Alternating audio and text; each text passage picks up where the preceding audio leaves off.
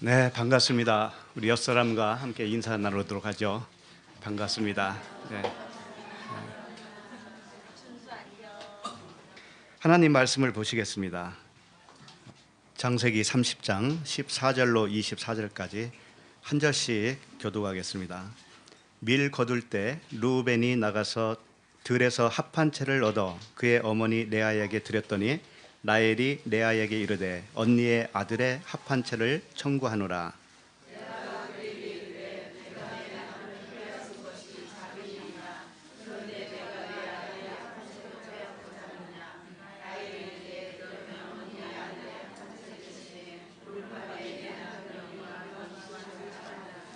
저물 때에 야곱이 들에서 올라오매 레아가 나와서 그를 영접하며 이르되 내게로 들어오라. 내가 내 아들의 합한 채로 당신을 샀노라. 그 밤에 야곱이 그와 동침하였더라.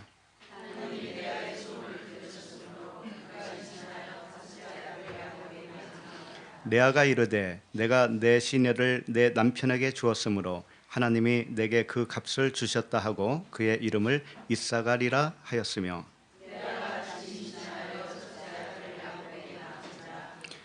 레아가 이르되 하나님이 내게 후한 선물을 주시도다. 내가 남편에게 6 아들을 낳았으니 이제는 그가 나와 함께 살리라 하고 그의 이름을 스불론이라 하였으며 하나님이 라헬을 생각하신지라 하나님이 그의 소원을 들으시고 그의 태를 여셨으므로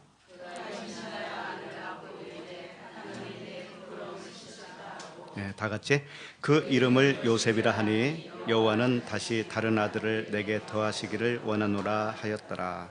아멘. 네, 기도하겠습니다. 하나님 아버지 은혜를 감사합니다. 레아와 라헬이 아들 낳기 경쟁과도 같은 이 말씀을 통하여서 진리의 말씀을 흘려주시니 감사합니다. 아버지의 아들들에게는 귀를 열어서 듣게 하시고 영생을 살게 하시니 감사합니다. 이 시간에도 기록된 말씀 속에서 그리스도를 발견하고 만날 수 있도록 도와주시옵소서. 그리스도와 하나됨이 확인되게 하여 주시고 육신의 생각과 율법의 저주에서 풀려나게 하여 주시옵소서. 거룩한 성령의 생각으로 생명을 누리게 하여 주시옵소서. 예수 그리스도의 이름으로 기도드립니다. 아멘. 네, 오늘 말씀 제목은 합한 채를 얻어라입니다. 합한 채를 얻어라. 왜 합한 채를 얻어야 될까요?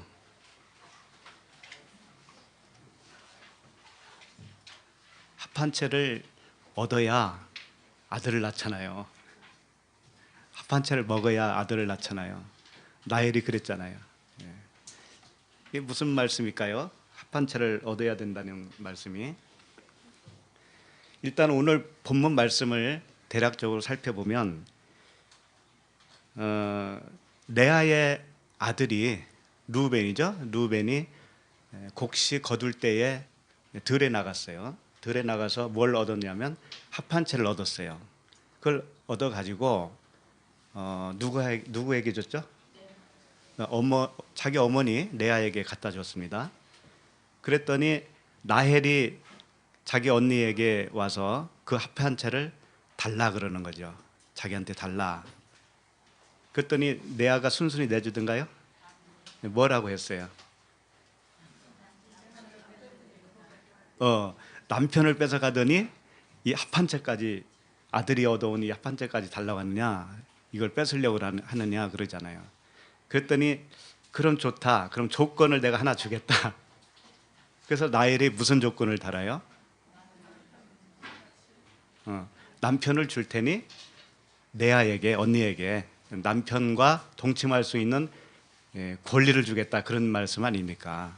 그렇죠? 그랬더니 합한 채를 그래서 얻은 거예요. 얻었는데 누가 먼저 아들을 낳아요? 레아가 2 아들을 또 낳아요. 그죠? 2 아들을 낳고 또 딸을 하나 낳죠. 딸을 디나를 낳다고요. 그리고 나서 라헬이 이제 아들을 낳습니다. 아들을 낳는데 누구의 그 이름이? 요셉이죠. 네. 참 오늘 본문 말씀도 아들 낳는 이야기만 쭉 나오고, 근데 딸 낳았다는 말씀도 또 나오니까 자, 이런 말씀이 참 당황하게 하죠. 그래서 어떤 교훈을 얻을 수 있습니까? 오늘 본문 같은 말씀 속에서는 어떤 교훈을 얻을지 정말 난감하더라고요. 얻을 교훈이 없어.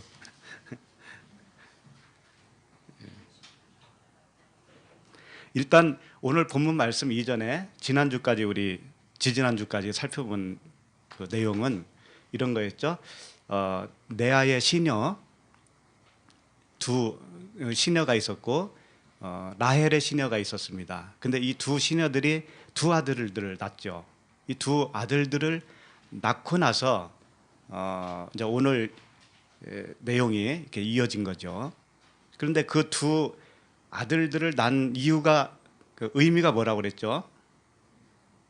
이미 살펴봤죠. 예. 역시 그 두 아들도 예수 그리스도라고 그랬죠.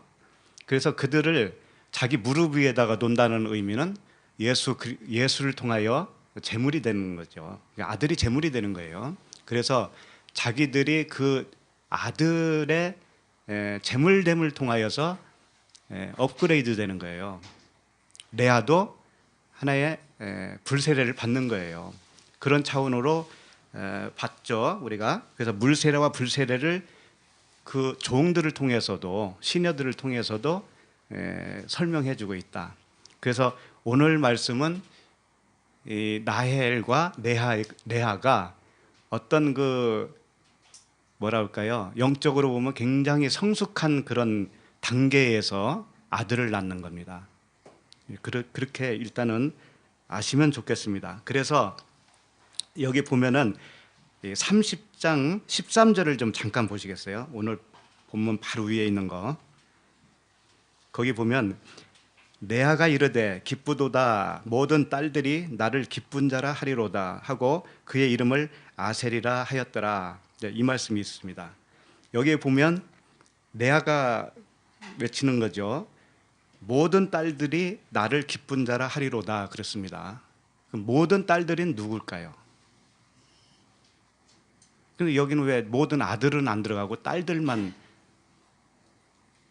여기서 해당되느냐 이거지요. 자기가 그의 이름을 아셀이라고 했단 말이에요. 그러니까 이건 무슨 말이냐? 모든 딸들은 자기와 같은 존재로 지금 포개는 거예요. 자기가 아셀이라고 하는 그 아들을 이름을 어떻게 줬느냐면 행복자라고 줬단 말이에요. 행복하다. 이제 자기는 행복한 그런 단계가 된 거예요. 그렇다면은 어떤 상태냐면은 그리스도를 신부로 신부의 자격이 주어진 거예요. 쉽게 말하면 정결한 처녀가 된 거예요. 정결한 처녀가 그리스도께로 인도하는 그 정결한 처녀, 바울이 중매자라고 그랬잖아요. 그와 같이 그 레아의 위치가 어떤 위치가 됐냐면 자기 시녀의 두 아들을 통해서 예수 그리스도의 그 대속 제물을 설명을 하면서 그 은혜로 인하여 자기가 이제 정결한 처녀가 되었다 이런 거예요. 그러니까 모든 딸들은 뭐냐면 자기와 같은 딸들을 이야기하는 거예요. 자기와 같은 정결한 처녀들. 그럼 이들은 왜 기쁜 자라 할 수가 있느냐? 이제는 율법에서 나왔으니 그리스도와 결혼할 수 있다 이거예요. 그 위치가 되었다 이거예요. 그래서 모든 딸들이라고 해서 아들이 남자가 포함되지 않는다는 말이 아닙니다. 이건 남성 여성 이야기가 아니니까. 그러니까 그리스도를 신랑으로 맞이할 수 있는 준비가 된 사람들을 말하고 있어요. 그래서 기쁜 자다 이런 표현들이죠. 그래서 이 기쁘다라고 하는 단어가 뭐냐면 야샤르라고 하는데요. 야샤르 이게 축복, 행복 막 그런 뜻이에요. 근데 어떤 사람이 행복하냐? 어떤 사람이 정결한 처녀냐? 어떤 사람이 그리스도를 신랑으로 맞이할 수 있는 단계에 와 있느냐? 이것을 욥기에서는 이렇게 표현하고 있어요. 욥기 29장 11절에 보면 한 절이니까 읽어드립니다.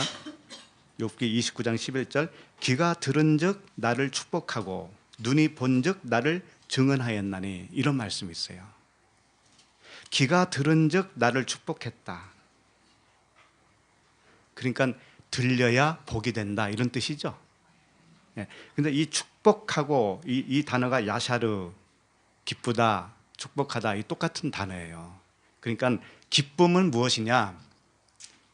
귀가 들었을 때, 귀 있는 자는 들을지어다 그러잖아요. 정말 귀가 열려서 무슨 말씀인지 들렸을 때 이것이 기쁨이고 이것이 축복이다. 지금 내 안은 그 단계에 와 있다 이겁니다. 그래서 기쁨, 행복, 이런 의미를 담고 있는 단어로 아들을 이름을 져준 거예요. 그리고 눈이 본즉 나를 증언하였나니, 이 말씀을 하고 있죠. 눈이 본즉 나를 증언하였다. 이 증언하였다라고 하는 단어가 뭐냐면 우드라고 하는 단어인데, 증언은 뭔지 아세요? 증언, 증거, 증언. 이건 두 배로 하는 것을 의미해요. 두 배. 두 배라고 하니까 얼른 무슨 말씀인지 모르겠죠. 두 번째 이렇게 생각하면 더 좀 알 거예요. 두 번째 것으로 말할 수 있고 두 번째 것으로 들을 수 있고 볼 수 있다고 하는 것이 뭐냐면 증거다, 이거 증거. 우리가 다 예수의 증거를 하는 증거자다라고 한다면 두 번째 것으로 증거가 되어야 진짜 증거자예요. 무슨 말씀일까요? 두 번째 거? 그렇죠. 진리, 은혜와 진리, 복음을 말하는 거예요. 그러면 첫 번째 것은 뭐예요? 율법이죠. 율법. 문자, 표면, 껍데기, 그거죠. 그러니까 귀가 들은즉 나를 축복했다고 하는 것은 정말 그 안에 있는 것을 들었느냐, 겉에 있는 거 말고 그 안에 있는 것을 들었느냐, 들었을 때 그것이 기쁨이고 복이고, 그 다음에 눈이 본즉, 그러니까 내가 눈으로 봤다고 하는 것은 육신의 눈이 아니죠. 겉에 있는 것, 그 안에 있는 것을 본 거예요. 그렇다면 그 사람은 증거자가 되는 거예요. 네. 두 번째 것으로 하는 것이 증거자다. 네, 그런 뜻이에요. 이제 그런 상태에서 내아의 영적 상태가 상승되어 있다는 것을 알 수가 있죠. 그리고 그런 다음에 오늘 본문이 주어진 겁니다. 14절을 같이 읽겠습니다. 시작. 밀 거둘 때 루벤이 나가서 들에서 합 한 채를 얻어 그의 어머니 레아에게 드렸더니 라헬이 레아에게 이르되 언니의 아들의 합 한 채를 청구하노라. 오늘 말씀은 14절부터 18절까지 다섯째 날에 속하는 말씀이에요. 18절까지. 그렇기 때문에 다섯째 날에는 이제 뭔가 결판 나는 그때예요. 결판 나는 거예요. 가나안에 들어가는 애 많으냐? 요 시점이에요. 그래서 레아도 그 시점에 와 있는 겁니다, 지금. 그래서 여기 보면 밀 거둘 때 이렇게 표현하고 있죠. 루벤이 들에 나가서 합 한 채를 얻었는데 언제 얻었느냐? 밀 거둘 때. 밀 거둘 때가 뭘까요?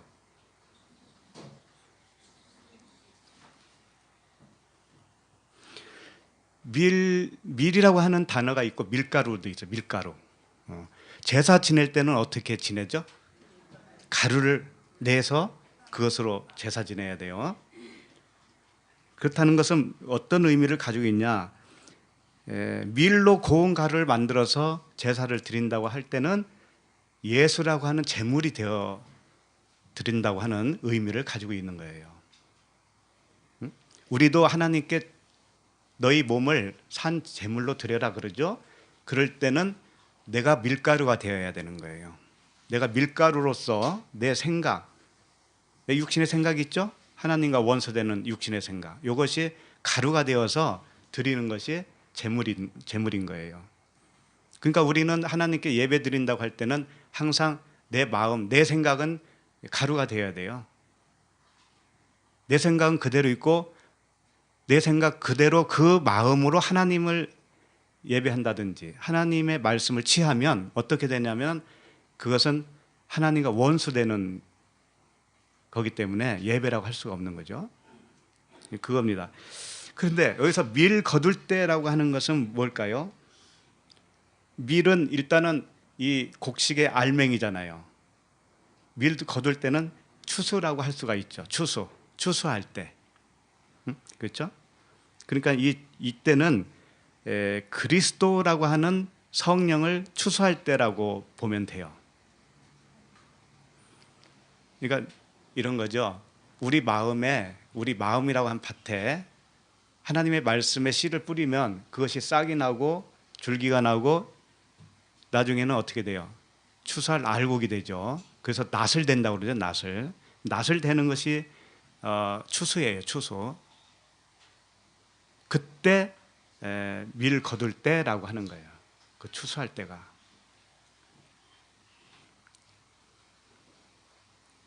그러면 밀 거둘 때는 그 거두는 것은 뭘까요? 거두는 것은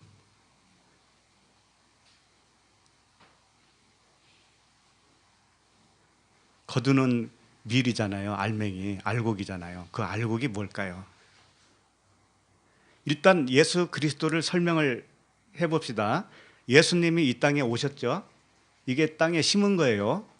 밀 하나를 땅에 심어 썩지 않으면 어떻게 된다고 그래요?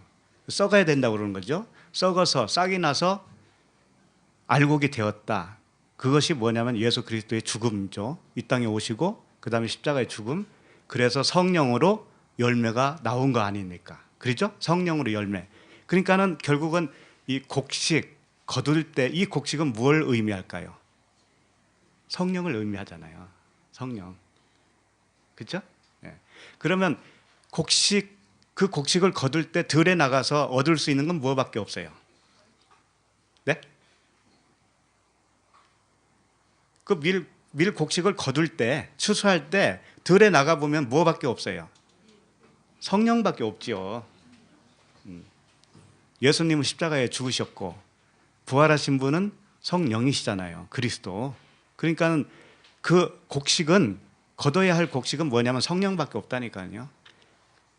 그러니까 루벤이 그 들에 나갔다라고 하는 것은 무엇을 의미하냐면은 바로 루벤 자신이 죽어서 들에 나가서 죽은 거예요. 죽어서 열매를 거뒀다. 루벤은 장자라고 그랬죠. 레아의 아들로서 첫 번째 아들이죠. 그럼 장자예요. 그러니까 루벤은 누구의 역할로 주어지고 있냐면 예수님의 역할을 주어지고 있어요. 그럼 예수님이 들에 나가면 루벤이 들에 나가서 곡식을 거둘 때 거두는 거 합한 채를 얻을 수 있다는 건 뭐냐면 거기서 자기가 죽고 자기가 제물로 죽고 거기에 대한 열매로 성령을 얻었다라는 거죠. 좀 억지 같은가요? 억지 같은가요? 그럼 쉽게 생각을 하세요. 곡식 거둘 때라고 하는 건 추수할 때입니다. 추수할 때 얻을 수 있는 것은 곡식이잖아요. 그런데 여기서 곡식 얻었다는 얘기는 없고 뭘 얻었다고 되어 있어요? 합한 채. 그러니까 합한 채가 곡식 거둘 때 얻는 곡식이잖아요. 응? 그 결과물이죠. 결과물이 합한 채란 말이에요. 그럼 합한 채가 뭐냐? 이걸 살펴보면 되겠죠? 살펴보면 뭐냐면 이게 성령이라는 거죠. 그러니까 합한 채를 먹고 아이를 낳죠. 라헬이. 그럼 우리가 뭘 먹어야 아이를 낳는 거예요? 영적 아이를. 예? 성령 아닙니까? 성령. 그러니까 합한 채가 뭔지를 이제 설명해 드려야지. 성질이 좀 급하시죠. 결과를 얘기해 드렸잖아요. 벌써. 합한 채는 성령이라고 했잖아요. 성령. 그러니까 왜 성령인가는 이제 설명을 해 드릴게요. 그러니까 라헬이 요셉을 낳을 때 그 합한 채를 먹고 그 아들을 낳았을 거 아닙니까? 레아에게 합한 채를 샀잖아요. 자기 남편을 주고 샀잖아요. 그러니까 삶아 먹었는지 뭐 중탕을 내서 먹었는지는 모르지만 아버지가 먹고 나서 누구를 낳았어요? 요셉을 낳았잖아요. 그러면 그것을 우리에게 적용을 한다면 우리가 영적 자녀를 낳는다는 것은 내가 복음으로 낳는 거예요. 내 자신이 낳는 거예요. 내 자신이 아들로 낳는 겁니다. 그러면 낳으려면 무엇을 먹어야 되느냐고요. 성령 아니고는 안 되죠. 그럼 성령이 뭔지를 잘 모르시는 것 같은데 성령이 이 말씀이에요. 말씀인데 죽은 다음에 오는 말씀이 성령입니다. 예수로는 죽어야 그 다음에 성령이 오시는 거죠. 그와 같이 이 말씀, 로고스, 문자 말씀이 죽어야 오는 것이 뭐냐면 그 내용으로 오시는 분이다 이거죠. 그분이 성령이셔요. 그러니까 성령 받고 어떤 현상이 있습니다, 여러분. 현상들이 있어요. 방언을 한다든지 뭘 본다든지 듣는다든지 이런 거 있습니다. 이것은 현상이에요. 표적으로 주는 거예요. 표적. 뭐에 대한 표적? 진짜 성령이 무엇인가를 가르치기 위한 그건 표적이에요. 그 자체가 성령은 아니란 말이에요. 그럼 무엇가 성령이냐? 이미 말씀드렸듯이 내 안에서 예수로는 죽고 그리스도로 살아나는 깨닫는 말씀 그 자체가 성령이셔요. 그러니까 깨닫는 말씀이 없으면 성령 받은 게 아니에요. 쉽게 말하면. 그래서 이 합한체가 뭐라고 되어 있냐면 두다이라고 되어 있어요. 두다이. 합한체는 헬라어로 두다이. 한글하고는 정 이게 어울리지가 않죠. 두다이. 근데 이게 성경에는 몇 번 안 나왔습니다. 합한체라고 하는 말씀들이 합한체가 한 총 5번인가 나와요. 몇 번 안 나오는데 이걸 광주리라고도 표현을 했어요. 어딘가는 광주리. 그리고 합한체는 자기나무라고 그래요. 자기나무. 번역을 해보면 자기나무. 왜 자기나무냐? 이 콩과 식물이라고 그래요. 이 자기나무가 합한체. 근데 왜 합한체라는 이름을 지었느냐면 이 합한다 이거예요. 합한다. 합할 수 있도록 도와주는 식물이다 그런 뜻이에요. 합한체가. 그러니까 부부가 이렇게 연합할 수 있도록 도와주는 것이 뭐예요? 합한체예요. 근데 그것을 그 나무 이름을 지었는데 그 나무가 자기나무예요. 자기나무. 근데 왜 자기나무일까? 왜 자기나무일까? 보니까 자가 뭐냐면은요. 그 밤에 하는 일을 귀신같이 알아본다라는 뜻이라는 거예요. 밤의 일을 귀신같이 알아본다 해가지고 자기래요. 자기. 이건 뭐 모르겠어요. 이제 세상 사람들이 풀어놓은 거니까. 그런데 의미가 있다니까요. 그게 자기나무가 실질적으로 보면은 낮에는 잎사귀가 쫙 펴져 있대요. 이게 한 5cm 정도는 되는 잎사귀인데 낮에는 펴져 있는데 밤만 되면 이렇게 오그라든다는 거예요. 이 나무는 실제로 자기나무는 나무가 한 3m에서 5m 정도 된다고 해요. 예. 그러니까 그 잎사귀는 뭐 7cm, 5cm 뭐 이렇게 얘기하더라고요. 근데 밤에는 이렇게 오그라든다는 거예요. 오그라들어서 옆에 있는 잎사귀와 이렇게 엉켜요. 서로 포옹하는 것처럼 되는 거죠. 예? 부부가 사랑하는 것처럼 이렇게 하나가 되는 모습을 잎사귀가 그려주고 있다는 거예요. 신기하죠? 그래서 그 효능을 보면 뭐 여러 가지 좋은 효능이 있어요. 있는데 뭐 아프리카에서는 이걸 낙태하는 데 사용도 한다고 하더라고요. 그러니까 좋은 면도 있고 나쁜 면도 있더라고요. 낙태하는 데 이걸 사용하기도 하고 또 이렇게 순산하게 할 때는 또 이게 효용이 있다라는 거죠.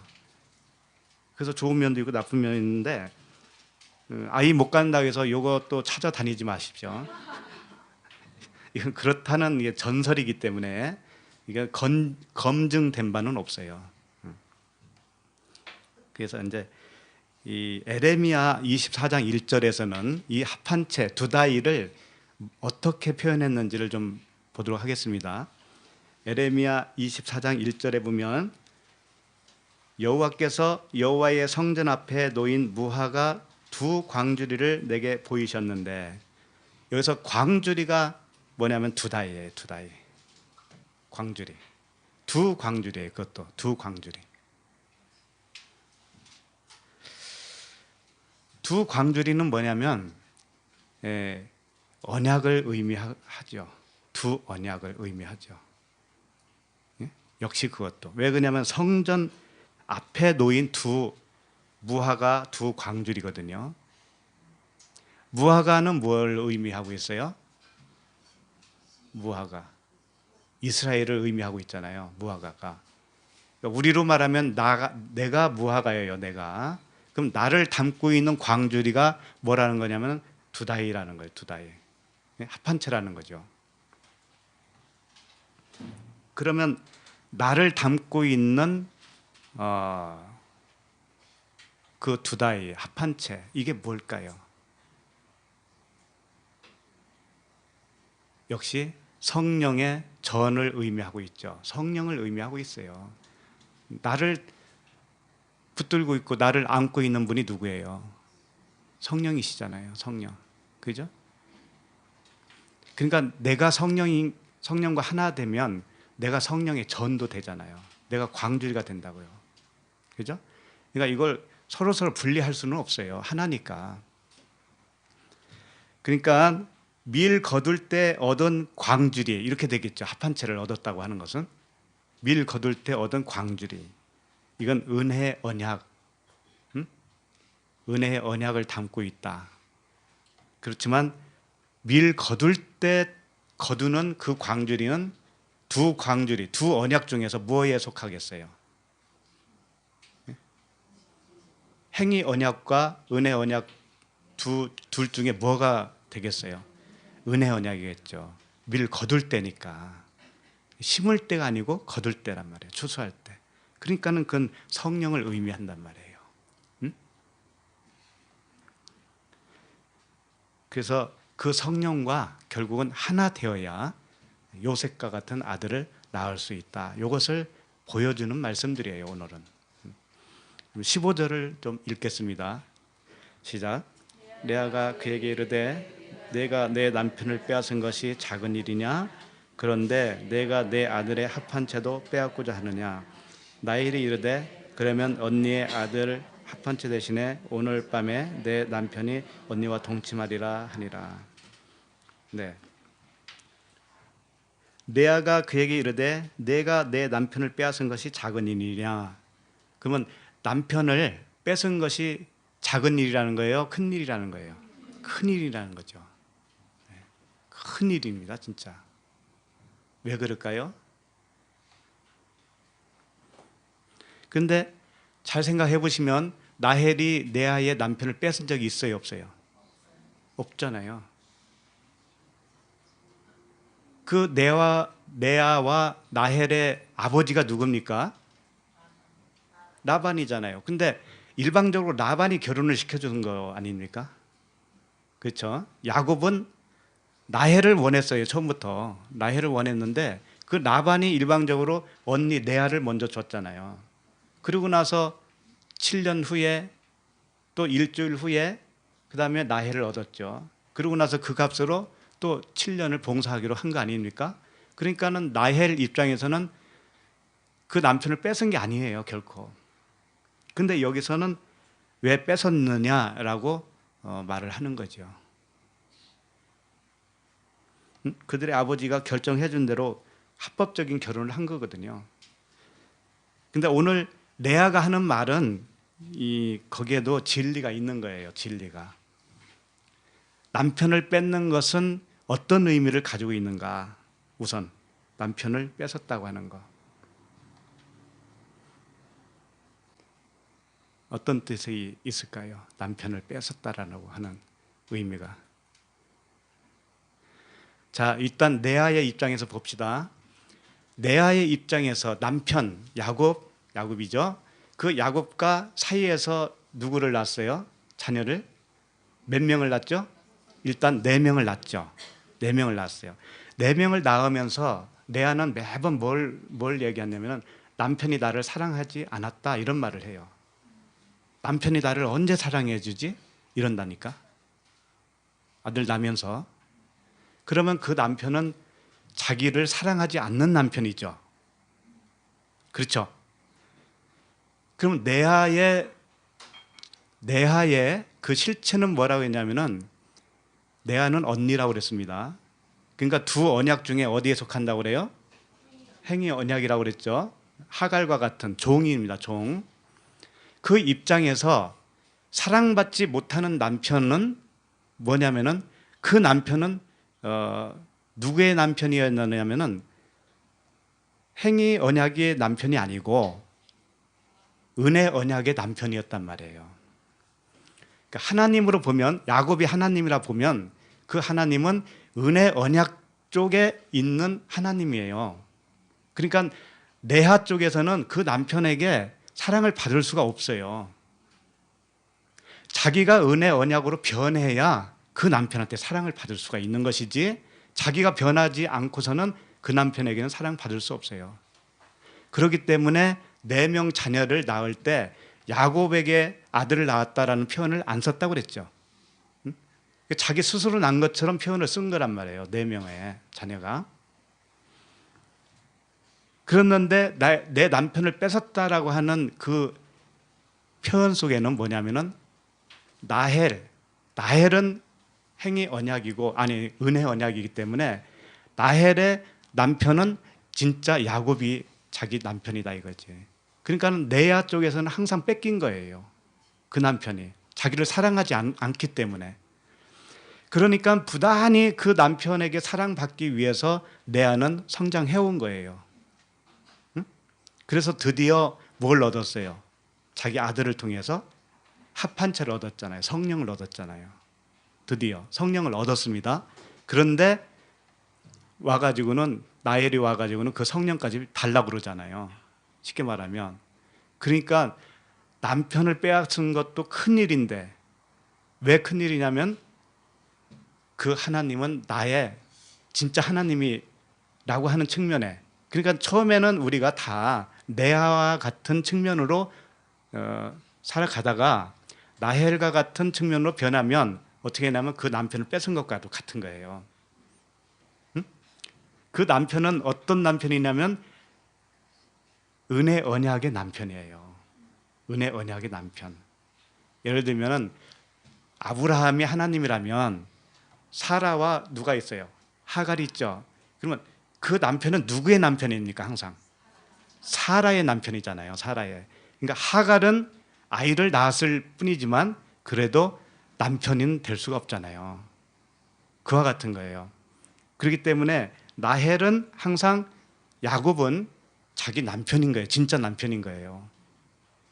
근데 그렇게 되기까지는 쉬운 일이 아니다. 그건 큰이다 이거예요. 큰 일이다. 우리가 마찬가지입니다. 우리가 처음에 레아로 성장하다가 나헬로 바뀌어요. 나헬로 바뀌면 하나님이 바뀌는 거예요. 나에게 있어서는. 레아의 남편 야곱으로 처음에는 있지만 그때는 사랑을 못 받는 남편이라고요. 우리가 처음에 하나님을 섬기고 있지만 진짜 사랑은 못 받는 거예요. 그게. 그래서 내가 나헬과 같은 언약으로 들어가야 그 하나님은 진짜 나의 남편이 된다. 그런데 그게 작은 일이겠습니까? 엄청 큰 일이죠. 그러니까 이렇게 될 때 성령을 받는 거예요. 그러니까 이제 그 르우벤 장자의 죽음을 통해서 얻어지는 것이 뭐냐면 합한체인데 그것을 레아가 얻었잖아요. 이제는 얻었습니다. 그랬더니 나헬이 와가지고 뭐예요? 달라고 그러잖아요. 그 합한체를. 그러면 레아의 입장에서 합한체를 라헬에게 주어버리면 어떻게 돼요? 자기는 성령이 없는 거잖아요. 그런데 그 대신 뭘 얻어요? 남편을 얻잖아요. 응? 야곱을 얻죠. 그러니까는 쌤쌤이란 말이에요. 그 야곱은 성령이 입장이 되는 거예요. 그때부터. 레아에게도 성령이 입장이 된다고 이제. 그러면 라헬은 합판체를 받고 나중에 이렇게 이제 그 요셉을 낳는데 그때는 어떻게 표현하고 있냐면 야곱에게 아들을 낳았다라는 표현을 안 써요. 왜 그럴까요? 라헬은 하나님이 직접 그 성령이 남편이 되어 주시는 거예요. 이제 그건 좀 이따가 설명을 해드릴게요. 자, 그 요한복음 14장 12절을 좀 펴 보시겠어요? 요한복음 14장 12절을 보니까 내가 진실로 진실로 너희에게 이르노니, 자, 진실로 진실로, 이게 아멘 아멘이거든요. 아멘 아멘은 뭐라고 그랬습니까? 아멘이 진리라고 그래서 진리. 아멘이 진리예요. 진실이라고 그러죠. 진실. 근데 이게 진리에서 나온 말씀이란 말이에요. 그렇기 때문에 진리를 두 번 한 거예요. 진리. 그러니까 내가 지금부터 설명하는 말이 이 진리 두 가지를 설명하겠다, 그런 것과도 같아요. 그럼 결론부터 말하면 뭐가 진리일까요? 뭐가?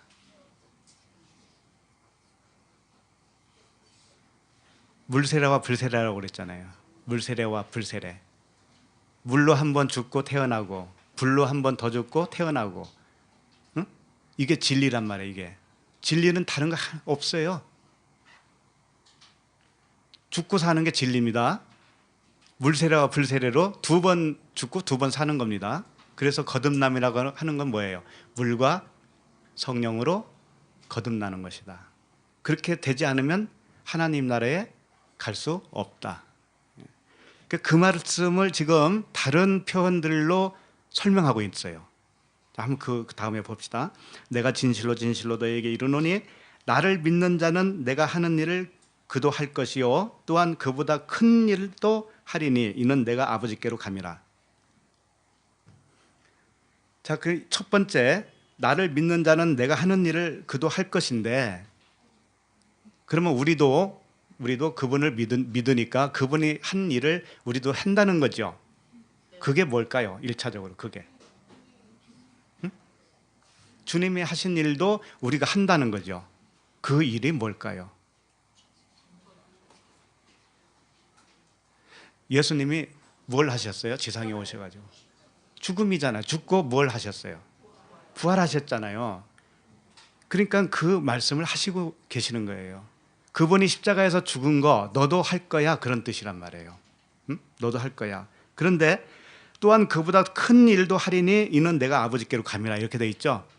그분보다 우리가 더 큰 일을 한다는 거예요. 큰 일을. 그럼 어떻게 하는 것이 그분보다 더 큰 일을 하는 것이 될까요? 그분은 3년 동안 일하셨으니까 우리는 30년을 하니까 우리가 더 큰 일을 한다. 그분은 예루살렘에서 맴돌고 이스라엘에서만 맴돌았는데 우리는 아프리카까지 가서 선교한다. 그러니까 더 큰 일을 한다. 그런 걸까요? 근데 이건 진리의 말씀입니다. 누구든지 예외 없이 하는 일이에요. 이것은 어떤 사람은 예수는 믿었는데 그냥 방구석에서 그냥 있다가 돌아가시는 분이 있고, 그런 분은 더 큰 일을 못한 것처럼 보이는가요? 그게 아니에요.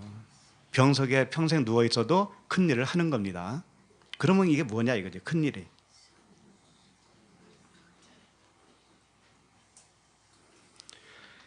거기에 이미 말씀을 하셨어요. 내가 아버지께로 가기 때문이다 그랬잖아요. 예? 그분은 아버지께로 가고, 예?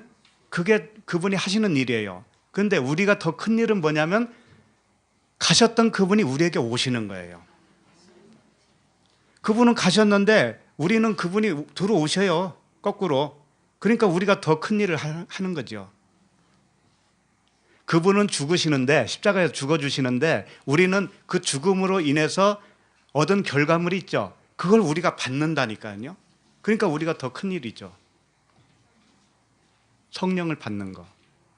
오늘 본문 말씀으로 말하면 레아의 남편을 뺏은 거예요. 성령으로 뺏은 거예요. 그것이 큰일이란 말이에요. 그겁니다. 성령을 받는 것이 가장 큰일이에요. 네. 그 대신 예수님이 한 것도 해야 돼요. 뭐죠 그게? 죽음이죠. 죽음. 자기 죽음. 십자가의 죽음을 의미하고 있죠. 내 의로움이 다 박살나야 되는 거예요. 박살나서 나는 없어져야 되는 거예요. 쉽게 말하면 나는 없고 그분이 나를 장악해서 그분으로 살아가야 이게 진짜지. 그렇게 되기까지는 어떻게 해야 돼요? 되기까지는 매달려야 되죠. 그렇게 해달라고. 그거밖에 없어요. 그래서 구하라고 하는 겁니다. 그 다음 절 보세요. 13절. 너희가 내 이름으로 무엇을 구하든지 내가 행하리니 이는 아버지께로 하여금 아들로 말미암아 영광을 받으시게 하려 함이라. 자, 너희가 내 이름으로 무엇을 구하든지 내가 행하겠다. 그러니까는 어떻게 생각합니까?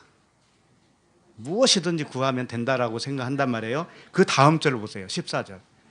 내 이름으로 무엇이든지 내게 구하면 내가 행하리라. 여기 한 번 더 강조를 하시네요.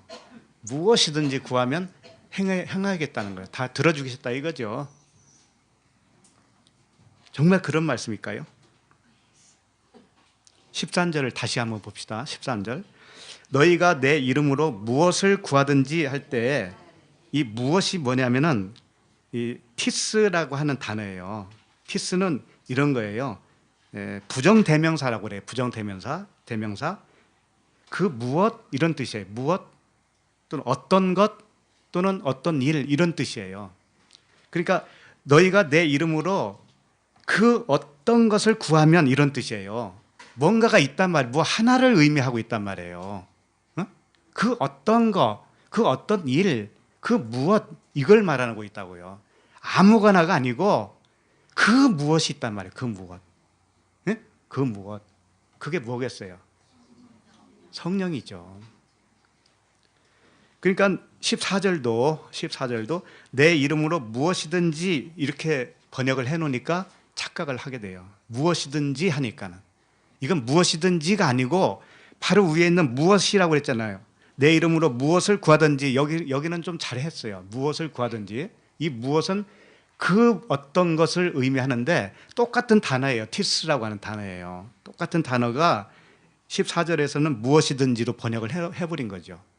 그러니까 무엇이든지 하니까는 어떤 것이든지 무엇이든지 간에 구하면 내가 다 들어줄게 이렇게 생각을 한다고요. 그렇게 여기고 있으면 어떻게 기도를 할까요? 무엇이든지 구할 거 아닙니까? 무엇이든지. 그리고 안 되면 어떻게 해요? 내 기도가 부족했나 보다. 그렇잖아요. 그래서 금식 기도로 들어갑니다. 3일 금식했어요. 그래도 안 일어나. 그래도 이루어지지가 않아요. 그러면 며칠 금식으로 들어가요?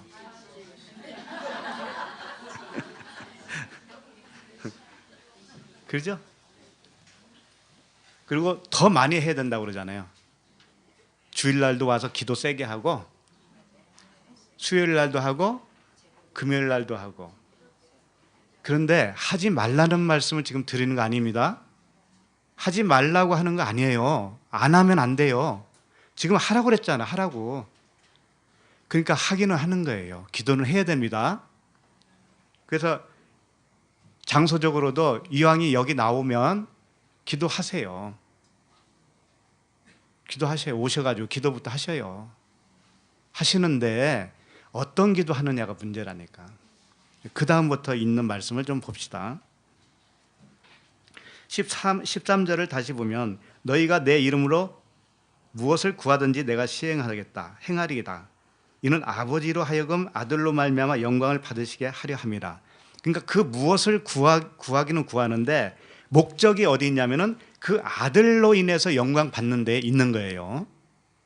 그 아들로 인해서. 그러면 그 아들로 인해서 영광 받는 게 뭘까요? 그 아들은 십자가에서 죽으셨죠. 그 죽으신 아들, 그렇게 해서 그리스도로 부활하신 그분이 똑같은 그 모습을 통해서 본인이 이루어진 그 절차를 통해서 자기가 영광 받은 것처럼 너희도 또 똑같은 과정으로 할 때 드디어 주님이 하신 일에 대해서 영광을 받으신다 이거예요. 응? 그러니까 십자가에서 죽고 살아나는 그 일을 너희도 또 똑같이 해야 이것이 진짜구나라고 하는 것을 알게 될 거 아니냐. 그러면 예수 그리스도의 하신 모든 일이 영광을 받지 않겠느냐? 이런 말씀이죠. 14절, 내 이름으로 무엇이든지 내게 구하면 내가 행하리라. 여기서도 무엇이든지가 아니고 그 어떤 것, 그 무엇 이거예요. 그래 놓고서 15절에 너희가 나를 사랑하면 나의 계명을 지키리라 그랬습니다. 갑자기 또 다른 말씀을 하셔요. 여기서 너희가 나를 사랑하면 나의 계명을 지킬 것이라는 거죠. 여기서 왜 사랑 얘기가 나올까요? 갑자기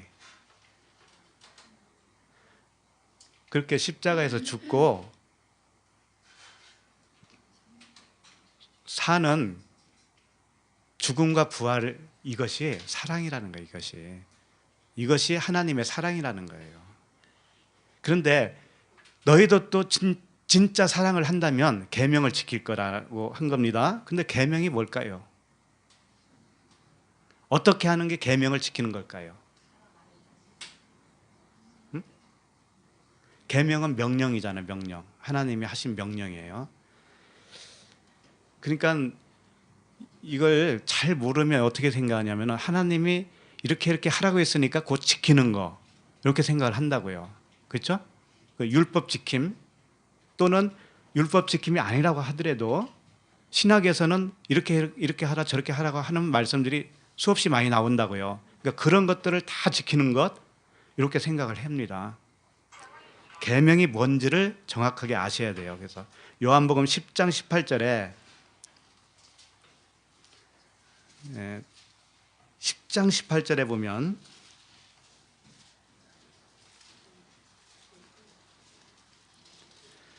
이렇게 되어 있죠. 이를 내게서 빼앗는 자가 있는 것이 아니라 내가 스스로 버리노라. 나는 버릴 권세도 있고 다시 얻을 권세도 있으니 이 계명은 내 아버지에게서 받았노라 하시니라. 자, 여기 이 계명은 아버지에게서 받았는데 이 계명이라고 하는 것을 어떻게 설명했어요? 이 문맥에서는 자기는 스스로 버린다고 그러잖아요. 뭘 버린다. 그러니까 이게 뭐겠어요? 이 계명이라고 하는 것이 버리고 다시 찾는 거잖아요. 네? 버리고 찾는 거. 응? 내가 스스로 버리노라. 나는 버릴 권세도 있고 다시 얻을 권세도 있다 그랬잖아요. 그리고 나서 이 계명은 그랬잖아요. 응? 그럼 진짜 계명이라고 하는 의미는 뭐냐 이거지. 십자가의 죽음과 살아남, 이게 계명이라는 거예요. 이게 계명. 그러니까 숱한 계명이 있다 할지라도 십계명이 있잖아요. 구약에서는 대표적으로 십계명이 있어요. 그리고 사랑하라라고 하는 계명이 있죠. 계명은 이것이니 첫째는 그 하나님을 사랑하는 것이고 둘째는 네 이웃을 사랑하는 거라고 그랬지 않았습니까? 근데 이게 사랑입니다. 계명이 결국은. 그런데 그 내용이 뭐냐 이거죠. 사랑하는 내용이 결국은 죽어야 된다는 거예요. 죽어야. 정말 죽었냐 이거예요. 오늘도 물어보는 거예요. 너 죽었니? 정말 죽은 거 맞니? 네 입에서 나오는 말이 죽어서 살아난 말로 나오느냐? 나는 죽어서 없고 그리스도의 말로 진리의 말이 나오느냐 이거죠. 응? 너의 관점이 정말 죽었니? 세상적인 관점이 죽었니? 물어보는 거 아닙니까? 이게 계명이라는 거예요. 요거 하는 것이. 계명 지켰다고 하는 것은 사랑했다라는 의미도 되지만 그 사랑했다라는 것은 뭐냐면 결국은 십자가의 죽음과 부활을 내가 거기에 들어가는 거예요. 동참하는 거예요. 동참. 똑같이 되는 거예요. 똑같이.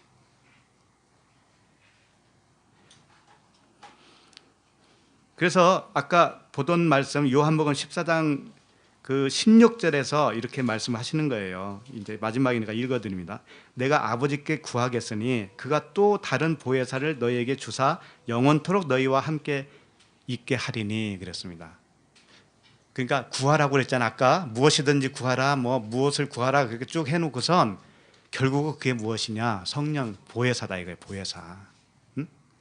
그러니까 또 다른 보혜사라고 했기 때문에 이렇게 말씀하고 있는 자신도 보혜사고 예수님 자신도 보혜사고 보내실 그 성령도 보혜사. 그러니까 결국은 예수님이 보혜사고 성령도 보혜사라면 그분이 둘이라는 거예요?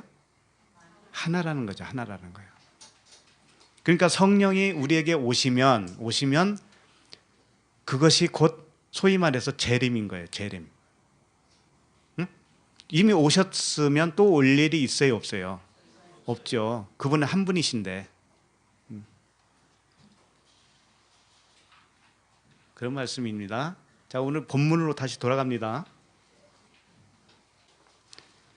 그러니까 다시 말씀드리지만 계명 지킨다.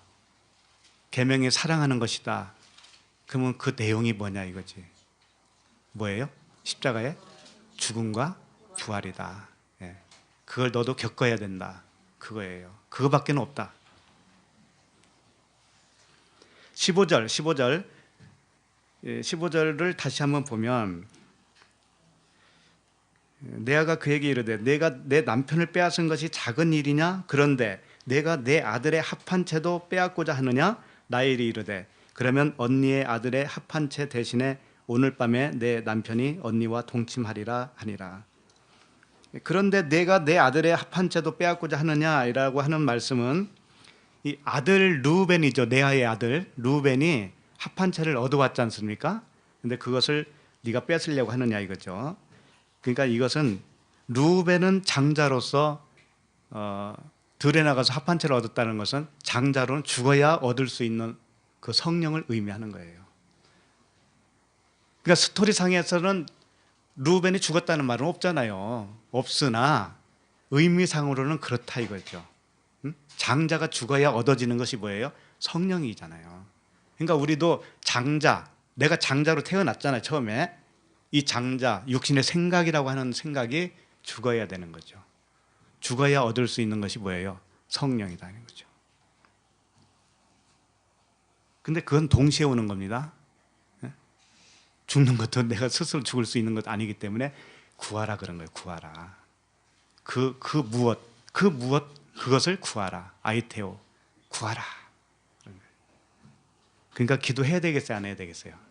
해야죠. 그걸 해야 됩니다. 네. 나를 부인시켜 주십시오. 그리고 주님이 나와 합함체가 되어서 합해 주세요. 합해 주세요.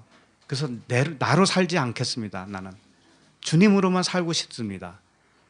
이것을 허리가 끊어지도록 기도해야 되는 거예요. 날로 먹으려고 하지 마세요. 그러니까 나엘이 이제 여기서 언니가 막 세게 나오잖아요. 네가 남편도 뺐고 합한 채도 뺏으려고 그러냐? 이 날도 누가 그러니까 나엘이 이제 여기서 협상을 하는 거예요. 협상. 나엘이 이르되 그러면 언니의 아들의 합한 채 대신에 오늘 밤에 내 남편이 언니와 동침하리라 하니라 이렇게 된 거죠. 나엘이 합한 채를 얻을 수 있는 방법은 남편을 주는 것이잖아요. 나엘 입장에서는. 그러면 그 합한 채가 자기에게는 뭐가 되냐면 남편이 되는 거예요. 나엘에게는 남편이 합한 채가 되고 레아에게는 그 남편이 진짜 남편이 되는 거예요. 이제는 사랑받는 남편이 되는 거예요. 그러니까 똑같은 거예요. 이제 똑같이 된 거예요. 쌤 남편이 뭐가 됐냐면 다 성령이 된 거예요. 그리스도가 된 거죠. 자, 이제 그렇게 되고 10절, 16절을 읽겠습니다. 시작.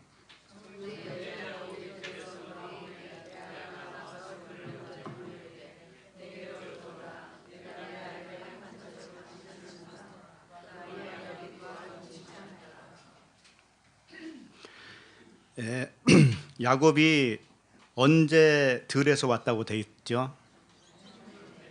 저물 때에 그랬습니다. 저물 때에 야곱이 들에서 돌아오매 레아가 나와서 그를 영접하며 이르되 내게로 들어오라 이렇게 돼 있죠. 그러니까 이 우리가 그리스도와 연합을 할 때는 언제 연합을 하게 되냐면 저물 때예요. 저녁이 되어야 되는 거예요. 저녁이 되어서 내 안에 진짜 남편이 없었네 이걸 알 때, 그걸 알 때가 저녁이에요. 저녁이 되면 아침이 되고 뭐 그런 말씀 있잖아요. 예. 그러니까 연합을 한다라고 하는 것은 모형적으로 사람도 밤에 이게 합방이 일어나듯이 모형적으로 보여주는 거란 말이에요. 그것이 다.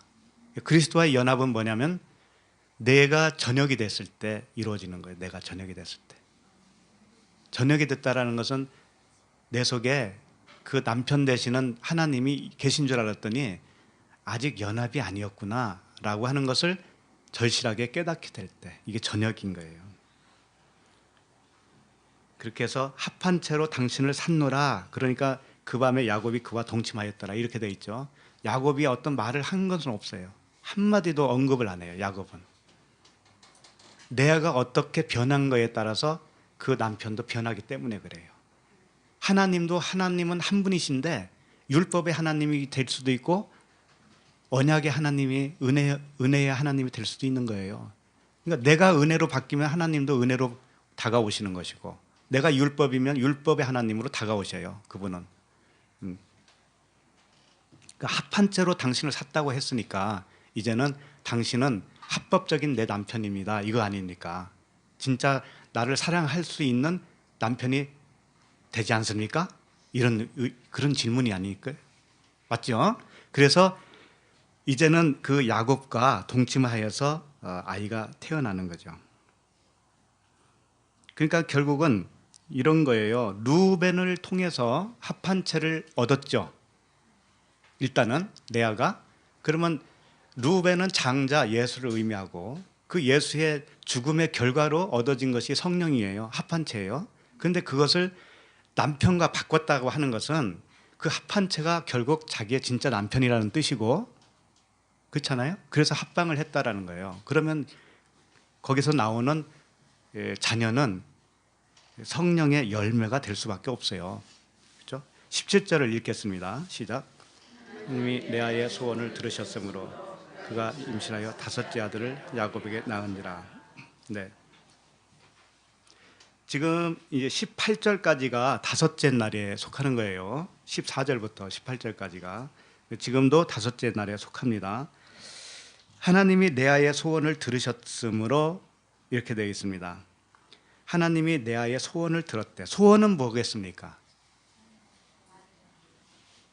레아의 소원은 가만히 보면 아들 낳는 데에 소원이 있다기보다는 남편에게 사랑받는 거에 소원이 있었어요. 근데 하나님이 그걸 들으셨다라는 거죠. 사랑받으려면 사실상 무엇가 필요하다는 거죠? 아들의 죽음이 필요하다는 거죠. 결국은 루벤이 합반체를 가져왔잖아요. 그러니까 루벤이라고 하는 장자가 죽어야 그 사랑을 받을 수 있는 남편이 오는 거예요. 같은 말씀을 계속 하는 거예요. 그러니까 우리도 진짜 하나님께 사랑받는 방법은 뭐냐면은 내가 장자이기 때문에 장자로서는 죽는 것밖에 없어요. 그 다음에 그가 임신하여 다섯째 아들을 야곱에게 낳은지라. 레아에게는 이게 다섯째 날에 속합니다. 다섯째 아들을 낳았다라고 하는 것은 다섯째 날이에요. 아직 일곱째까지 간 건 아닙니다. 그건 아직 더 있어야 돼요. 다섯째 날까지 왔는데 요단강을 건너는 시점을 의미하는 것이죠. 그 다음에 율법의 옷을 벗고 그리스도의 옷을 입은 상태예요. 다섯째 날은. 광야에서 옷을 다 빨았어요. 흰옷이 되었어요. 흰옷이. 그런 상태란 말이에요. 지금 레아가. 그러면 이 상태에서 어떻게 되냐면 요단강을 건너가면 무엇을 얻느냐면요, 새로운 소출을 얻어요. 광야에서는 만나를 먹었잖아요. 만나는 율법의 음식을 말하는 거예요. 율법의 떡을 말하는 거예요. 그건 육신을 살리는 떡이에요. 그런데 가나안에 들어가서는 새로운 소출을 먹어요. 새로운 소출. 가나안에 들어가니까 만나가 그쳤다라 그랬습니다. 그러니까 율법의 만나는 이제 없는 거예요. 그리고 새로운 소출은 뭐냐면 성령을 의미하는 거예요. 성령. 자, 그것을 의미하기 때문에 다섯째 날에 태어난 이 아들을 이름을 뭐라고 졌냐면은 이사갈이라고 진 거예요. 이사갈. 그럼 이사갈이라고 하는 뜻은 뭐냐면 보상이 있다라는 뜻이에요. 보상. 그러니까 다섯째 날에 딱 가서 아이를 낳잖아요. 그러면 보상이에요. 뭐에 대한 보상이냐면 광야 생활을 하면서 모든 것이 다 죽었잖아요. 나의 겉사람이 다 죽었단 말이에요. 거기에 대한 보상이다 이거예요. 거기에 대한. 그래서 보상이라고 하는 이름을 져주는 겁니다. 그 이사갈은 이 18절에 나오죠. 18절 읽겠습니다. 시작. 네.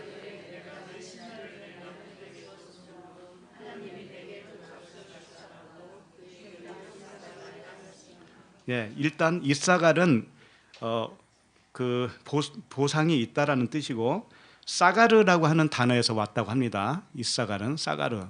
사가르가 뭐냐면 계약금을 지불했다 이런 뜻이에요. 계약금을 지불했다. 그러니까 계약금은 뭐냐면 십자가의 죽음을 의미해요. 십자가의 죽음을 의미하고 얻은 보상, 이것이 계약금이에요. 계약금을 다 지불한 거예요. 그러니까 이사갈은 보상을 받는 겁니다. 누구의 지불, 그 값을 누가 지불을 해서 거기에 대한 보상을 받았냐면 18절에서는 이렇게 표현하는 거예요. 레아가 이르되 내가 내 시녀를 내 남편에게 주었으므로 거기에 대한 보상이다 이거죠. 지금 표현을 그렇게 하고 있어요. 갑자기 자기 시녀를 남편에게 준 보상으로 얻은 아들이다 이렇게 표현하고 있는 거죠. 그렇다면 이미 설명해드렸지만 그 시녀가 아들을 둘 낳았잖아요. 그것은 예수 그리스도라고 그랬잖아요. 결국은.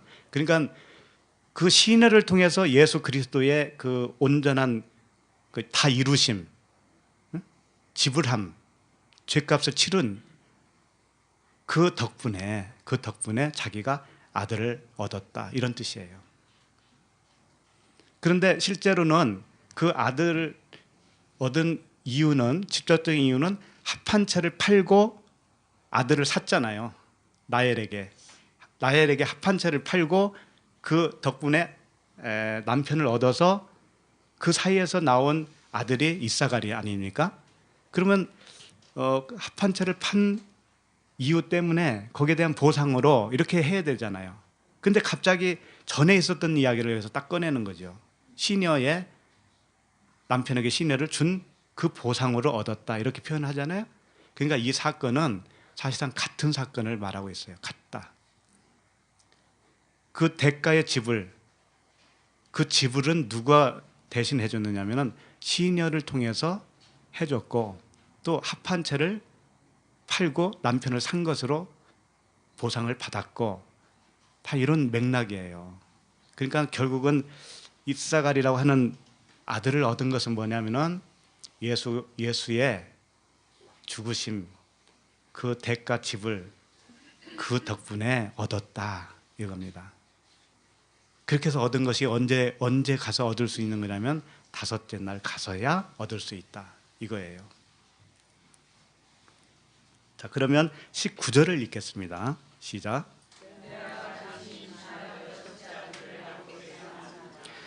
네, 이제 19절부터 21절까지가 여섯째 날에 속합니다. 이것은 새로운 소산을 먹을 때예요. 그리고 여섯째 날에 무엇을 창조했죠?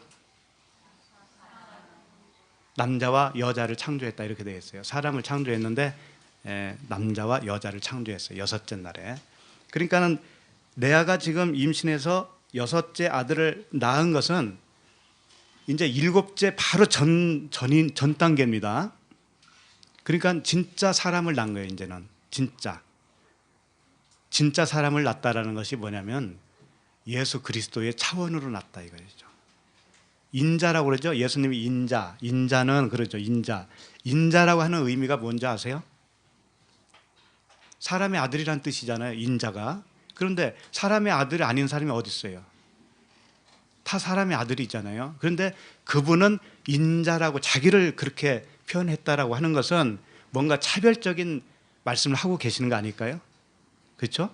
그래서 창세기에 이미 설명을 했지만 창세기 1장 27절에 보면 제가 읽어드릴게요. 그냥 창세기 1장 27절에 보면 하나님이 자기 형상 곧 하나님의 형상대로 사람을 창조하시되 남자와 여자를 창조하시고 이렇게 되어 있어요. 사람을 창조해서 여섯째 날, 이게 여섯째 날이죠. 사람을 창조했는데 남자와 여자를 창조했다라고 표현하고 있습니다. 그런데 이건 남자 따로 여자 따로를 창조했다는 의미가 아니다라는 거예요. 무슨 의미일까요, 그러면? 나 한 사람인데 내가 남자와 여자라는 거예요. 그것이 인자예요. 그것이 인자. 그러면 그게 왜 그렇게 될까요?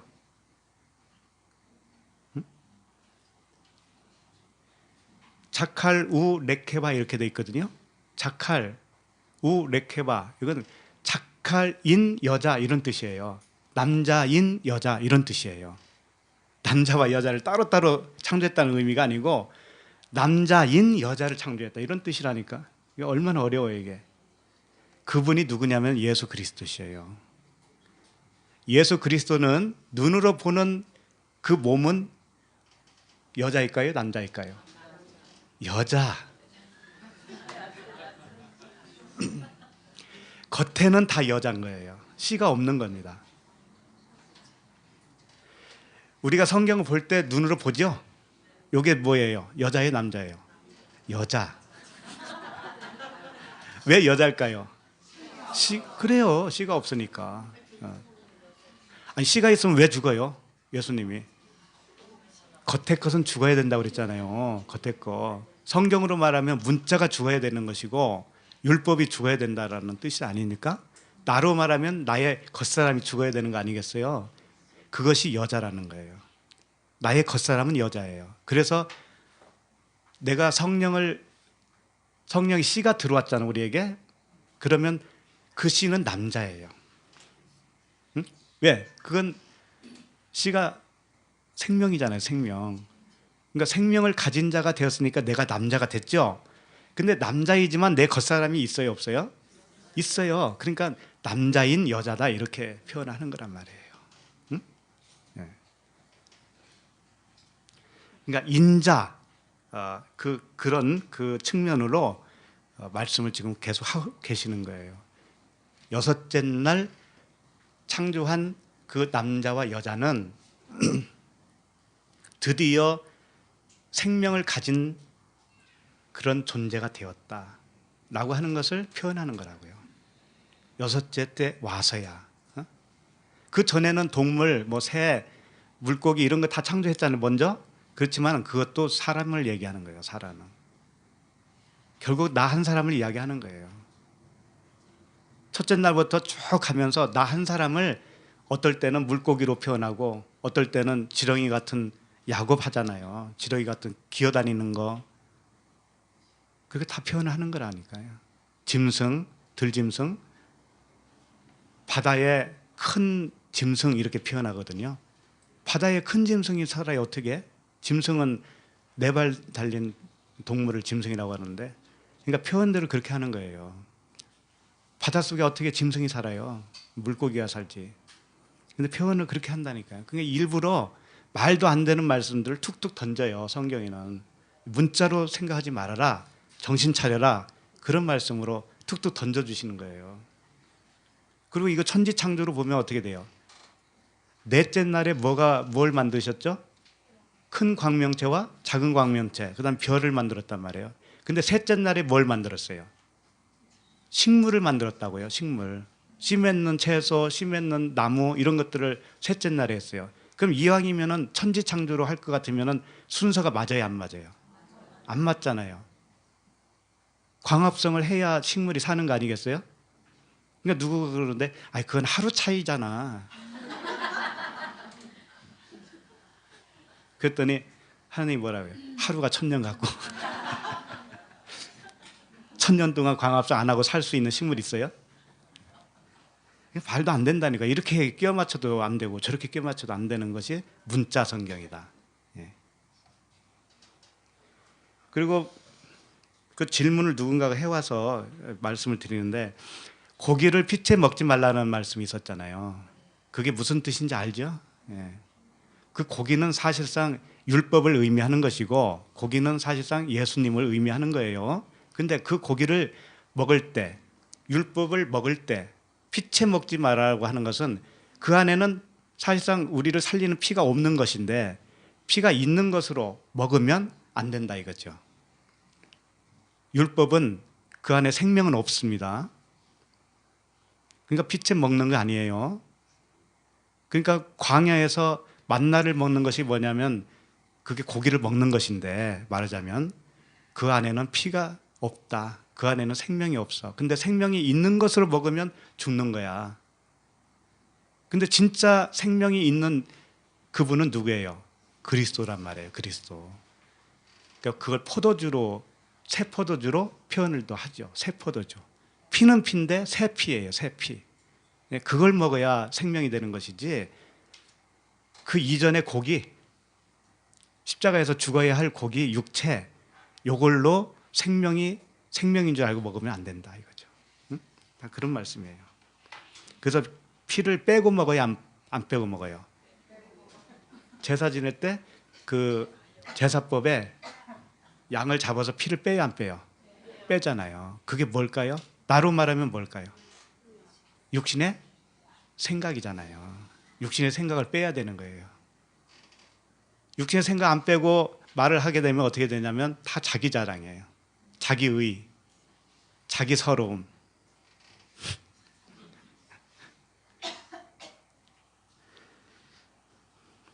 자, 그러면 그렇게 아시고 20절을 보시겠습니다. 시작.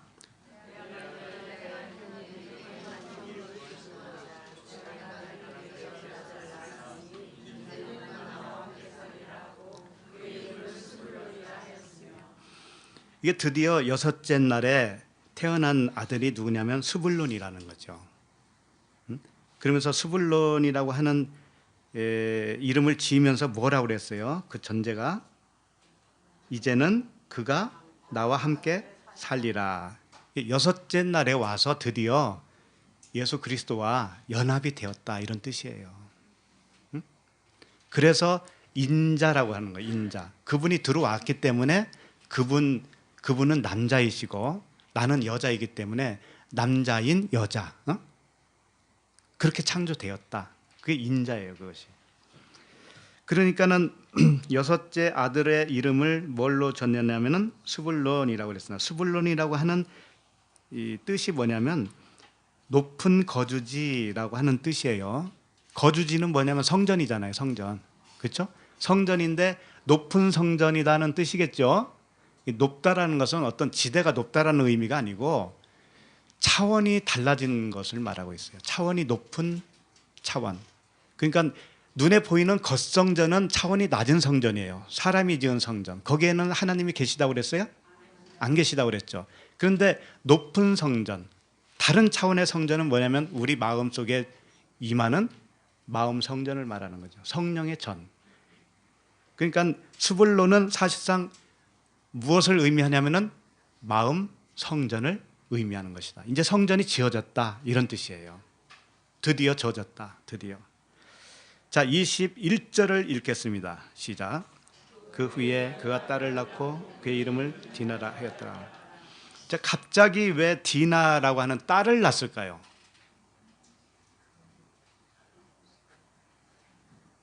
디나라고 하는 이 이름을 여기서 등장을 하는데 디나에 대한 이야기는 별로 안 나옵니다. 성경에. 어디까지 나오냐면 세겜에서 세겜 추장한테 강간당한 이야기밖에 안 나와요. 그 후에는 디나 이야기가 없어요. 그러면 디나의 용도가 여기서 주어진 거 아니겠어요? 디나를 통해서 뭔가를 설명하고 있겠죠. 디나라고 하는 뜻은 단 있죠, 단. 단이 뭐라고 했냐면 심판이라고 그랬어요. 단. 레아가 난 단이 있어요. 단. 이 단이 남성형이라면 이 디나는 단의 여성형이에요. 그러니까 똑같아요. 여성형인데 역시 심판이라는 뜻이에요. 디나는 심판이다. 심판자다. 심판을 당해야 된다. 이렇게도 설명할 수가 있어요. 심판 또는 공의 뭐 이런 뜻입니다. 그러면 디나 출생의 의미가 무엇을 의미할까요? 디나는 세겜이 누구냐면은 세겜의 아버지가 누구죠? 하물이죠. 하물. 이 하물의 아들 추장 세겜이에요. 세겜. 근데 세겜은 어깨라는 뜻입니다. 어깨. 이 어깨는 너희들 그러잖아요. 주님이 그러잖아요. 수고하고 무거운 짐을 지은 자들아 다 내게로 오라 그러죠. 그러니까 그 수고하고 무거운 짐을 어디다가 내려놓으라는 뜻이냐면 그리스도의 어깨에다가 내려놔라 이런 뜻이 되는 거예요. 그게. 그러니까 어깨는 누구를 의미하느냐면 그리스도를 의미하는 거예요. 그러면 세겜 추장은 누구를 의미할까요? 예수 그리스도를 의미해요. 그럼 디나는 예수 그리스도의 신부가 되겠죠. 그래서 이 디나를 어떻게 했다고 했냐면은 그 세겜이 굉장히 열렬하게 사랑했다 이렇게 되어 있어요.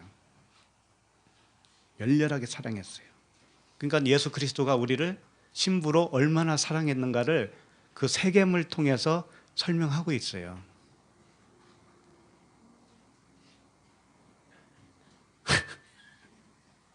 근데 사랑은 여기 있나니 너희가 나를 사랑한 것이 아니요 내가 너희를 사랑했다 그랬죠. 그러니까 디나가 세겜을 사랑할 수 있어요? 없잖아요. 그러니까는 일방적인 사랑을 당할 수밖에 없죠. 이걸 강간이라고 표현했을 뿐이에요. 응? 세상 이야기가 아니에요. 세상 이야기가. 세상 이야기는 그냥 모형일 뿐이에요. 모형. 강간이라는 게 이런 거다라는 것을 표현해 주는데 거기에 진짜 의미는 뭐냐면 일방적인 사랑이잖아요. 일방적인 사랑. 그래서 어쨌든 이 디나는 무엇을 설명하려고 도대체 여기에 갑자기 튀어나오느냐. 여섯째 날에 누가 태어났다고 그랬죠? 레아의 아들 스불론. 거기까지 이제는 아들을 낳는 것은 끝나요. 레아의 입장에서는, 레아의 아들로서는 여섯째 날. 그러면 여섯째 날까지는 무엇을 사실상 의미하냐면은 디나와 같은 존재다라고 하는 것을 설명하고 있어요. 디나도 아들은 아들인 거예요. 딸이지만 레아의 자녀가 돼요, 안 돼요? 레아의 자녀가 맞잖아요. 그래서 나중에 보면 레아를 통해서 나온 그 소생들이 있습니다. 33명. 그것을 쭉 설명할 때 이 디나까지 딱 들어가요. 디나가 거기에 딱 들어가요. 그렇게 해서 레아의 소생이 몇 명이다 이런 이게 명시가 됩니다. 그러니까는 디나도 사실은 딸이지만 의미상으로는 남자인 거예요. 다 아들인 거예요. 아들. 그런데 왜 딸로 표현을 하냐면은 딸은 뭐냐면 그리스도를 필요로 하자. 그렇죠. 신부니까. 그러니까 여섯째 날까지는 사실상 그리스도와 온전한 연합이 아닌 거예요. 복음을 전할 수 있는 상태가 아니다 이거예요. 그리스도까지 되어야 되는 거예요. 그러니까 왜 일곱째 날까지 있겠습니까? 왜? 그러니까 이게 얼마나 알지 못하면 얼마나 방자하게 살고 있느냐 우리가 지금. 그러니까 이 여정으로 보면은요 딱 구분이 됩니다. 나의 영적 상태가 어떤지 딱 구분이 돼요. 그렇다면 언제부터 씨를 전할 수 있는 사람이냐 이거죠. 요셉이 되어야 돼. 쉽게 말하면 요셉. 요셉은 언제 태어났느냐면 일곱째 날 태어났거든요. 그래서 22절부터 24절까지가 일곱째 날이에요. 일곱째 날. 자, 읽겠습니다. 22절. 하나님이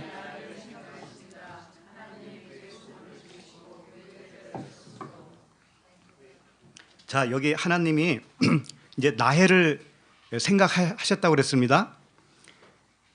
근데 여기를 잘 보면 생각했다고 하는 단어가 자카르예요. 몇 번 설명을 해드렸지만 기억하다 이런 뜻이에요. 근데 남자를 뭐라고 하냐면 자카르라고 그래요. 남자.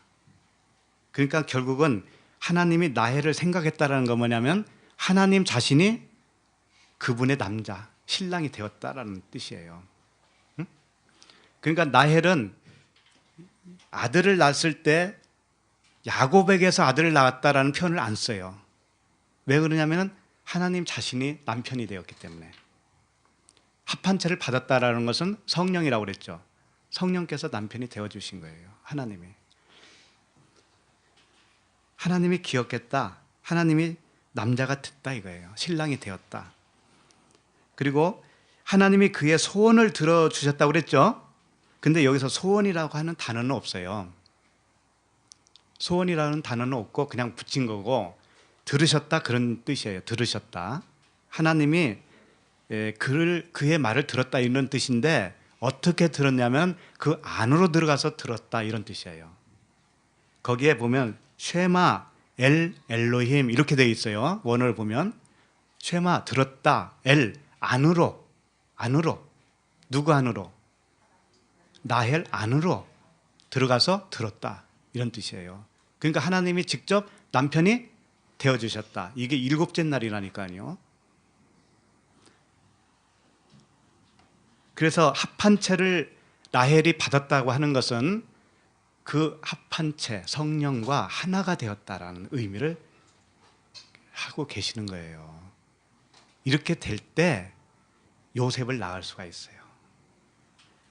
자, 23절 읽겠습니다. 그가 임신하여 아들을 낳고 이르되 하나님이 내 부끄러움을 씻으셨다고. 자, 그가 임신을 하여 아들을 낳고 이르되 하나님이 내 부끄러움을 씻으셨다 이렇게 했어요. 그러니까 문맥상으로 보면 라헬이 이제 처음으로 아들을 낳은 거죠. 직접 아들을 딱 하나 낳은 겁니다. 그래서 드디어 내가 아들 못 낳는 그 딱지를 떼었다. 그래서 부끄럽지 않다. 이런 뜻이죠. 네. 그러면 이게 정말 그냥 표면적으로 아들 안 낳던 여인이 아들 하나 낳기 때문에 부끄러움을 면했다. 이런 뜻일까요, 그게? 그럼 뭘까요? 이런 뜻이에요. 부끄럽다라고 하는 단어는 헤르파라고 하는 단어인데 모욕, 수치 뭐 그런 뜻이에요. 맞아요. 맞는데 이 헤르파가 어디서 온 단어냐면은 하라프에서 왔어요. 그 하라프는 뭐냐? 약혼. 그러니까 이런 거예요. 라헬이 야곱과 결혼을 했죠. 그래서 아들을 못 낳죠. 아들을 못 낳았을 때까지는 뭐라는 거냐면 결혼이 아니다. 뭐다? 약혼이다. 그러니까 여섯째 날까지는 약혼이다. 결혼이 아니다 이거예요. 그러니까 마리아가 예수님을 잉태할 때 누구와 정혼했죠? 요셉과 약혼했다고 돼 있어요. 근데 약혼했는데 아들이 있었어요, 없었어요? 없잖아요. 그리고 약혼한 상태에서는 아들 낳으면 안 돼요. 그런데 예수님은 무엇으로 잉태했다고 그래요? 성령으로. 똑같은 말을 하고 있어요. 일곱째 날은 성령으로 잉태해야 낳을 수 있는 아들이다. 응? 그러니까 라헬은 요셉을 낳기 이전까지는 사실 결혼이 아니고 약혼 측면에 있었다. 그러니까 약혼을 하고 계속 살았으니 부끄러웠죠. 부끄러웠단 말이에요. 근데 결국 아이를 낳았으니 이제 결혼이다 이거예요. 진짜 결혼이다. 결혼했으니 이제는 부끄럽지 않다. 이런 뜻이에요. 자, 24절 읽겠습니다. 그 이름을 요셉이라 하니 여호와는 다시 다른 아들을 내게 더하시기를 원하라 하였다. 네. 이 일곱째 날 마지막 날입니다. 그러니까 우리들도 일곱째 날 측면으로 하나님과 결합되지 않으면 사실상 결혼이 아니에요. 혼인잔치가 아니란 말이에요. 그 이전까지는. 그럼 무슨 상태? 약혼한 상태란 말이에요. 약혼. 자신을 잘 살펴보세요. 주님과 내가 약혼한 사이인지 결혼한 사이인지. 근데 약혼해도 남편이라고 부를 수도 있죠. 약혼해도 여보 이렇게 할 수도 있겠지. 근데 자식은 못 낳는다. 네, 그래요. 정신 차려야죠. 그래서 요셉을 낳는데, 요셉이라고 하는 이름이 뭐냐면 그가 더하실 것이다, 이런 뜻입니다. 그가 더하실 것이다. 요셉을 통해서 더하신다라는 거예요. 요셉을 통해서. 그러니까 뭐냐면 이제는 정말 요셉을 통해서 계속적으로 아들들이 태어난다. 이제 그런 차원의 아들을 낳았다 이거예요. 응? 그런 차원의 아들. 그 이전에는 재생산이 어려운 아들들만 낳는데 이제는 정말 생명이 생명을 낳을 수 있는 차원의 아들을 낳았다. 그런 뜻이죠. 그래서 요셉이 애굽으로 팔려가죠, 나중에. 그래서 애굽에서 뭐가 돼요? 총리가 되어서 결국은 이스라엘 백성 70명이 전부 다 애굽으로 건너오죠. 누구 덕분에? 요셉 덕분에. 그래서 400년간 4대 동안에 이스라엘 백성들이 불어나죠. 그게 누구 때문에? 요셉 때문에. 요셉 때문에 더해지잖아요. 네. 요셉은 예수 그리스도를 의미하는 거예요. 그러니까 우리가 예수 그리스도라고 하는 아들이 태어나야 돼요. 그러려면 내가 죽고 그분에 의해서 내가 죽고 부인당하고 그분으로 사라지는 것, 여기 이 단계까지 가야 된다 이거죠. 그래서 우리들은 일곱째 날까지 이르도록 간절한 마음으로 살아야 돼요. 허리가 끊어질도록 기도도 해봐야 돼요. 주님이 원하실 때는 그걸 위해서 하는 거예요. 그거 주님과 이제 약혼에서 벗어나게 해주세요. 결혼하게 해주세요. 요거 기도를 해야 된다니까요. 그 간절함이 없으면 간절함이 올 때까지 그냥 가만히 계셔. 그분은. 너 그냥 살아? 그럼 나도 그만 있을 거야. 눈물 한 방울도 안 흘리고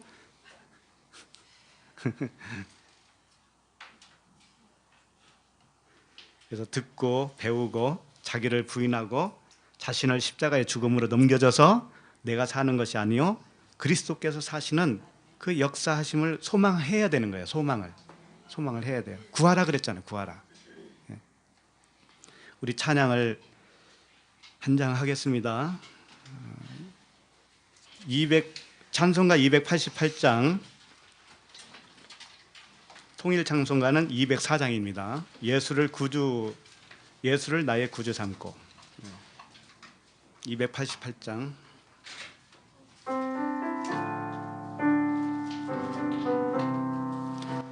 예수를 나의 구주 삼고 성령과 피로써 거듭나니 이 세상에서 내 영혼이 하늘의 영광 누리도다.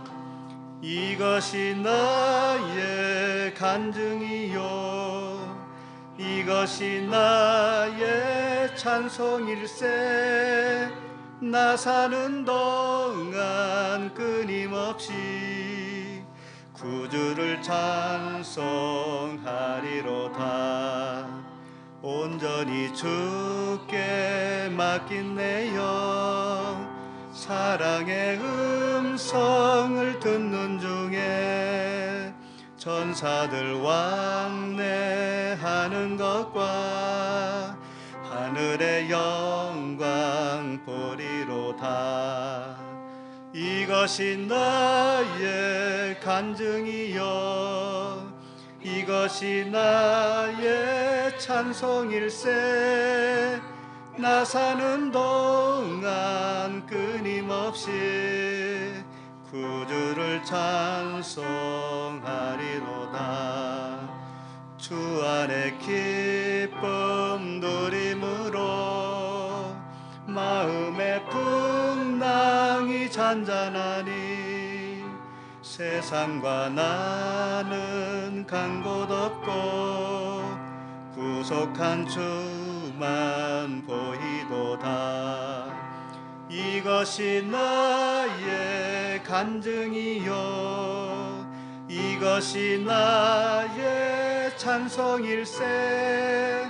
나 사는 동안 끊임없이 구주를 찬송하여 주 안에 기쁨 누림으로 주 안에 기쁨 누림으로 마음의 풍랑이 잔잔하니 세상과 나는 간 곳 없고 구속한 주만 보이도다. 이것이 나의 간증이요 이것이 나의 찬송일세. 나 사는 동안 끊임없이 구주를 찬송하리로다. 기도하겠습니다. 하나님 아버지 감사합니다. 이 시간에 주신 그리스도의 말씀을 통하여서 마음의 성전을 온전하게 지어 주시옵소서. 그리스도와 약혼한 상태에서 온전한 결혼으로 부끄러움을 벗을 수 있도록 은혜를 허락하여 주시옵소서. 우리 각자의 내면을 돌아보게 하여 주시고 율법적인 육신의 관점과 자기 의로움에서 벗어나게 하여 주시옵소서. 그리스도의 장성한 분량에까지 이룰 수 있도록 도와주시옵소서. 예수 그리스도 이름으로 기도드립니다. 아멘.